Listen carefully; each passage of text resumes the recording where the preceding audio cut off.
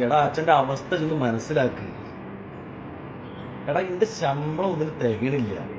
ഇതൊക്കെ അറിയാനിട്ടാണ്.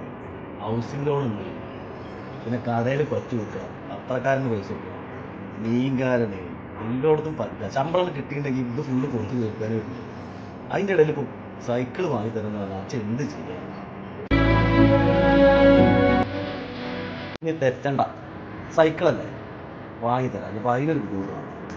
പക്ഷെ ഒരു കാര്യം, വരുന്ന പരീക്ഷയിൽ എല്ലാ വിഷയത്തിലും ജയിക്കണം. അങ്ങനെ എല്ലാ വിഷയത്തിലും ജയിച്ചിട്ടുണ്ടെങ്കിൽ സൈക്കിൾ അച്ഛൻ വാങ്ങിത്തരാം.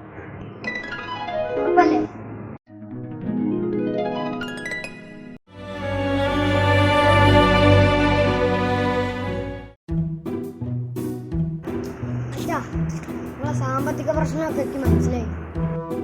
എന്നെ കൊണ്ട് ചെയ്യാൻ പറ്റിയ ഒരു കാര്യം ഞാൻ ചെയ്തു. എനിക്ക് സൈക്കിൾ വാങ്ങി തന്നിട്ട് നിങ്ങൾക്കൊരു ബുദ്ധിമുട്ടുണ്ടാവരുത്. അതുകൊണ്ട് ഞാൻ എല്ലാ പരീക്ഷയിലും തോറ്റു.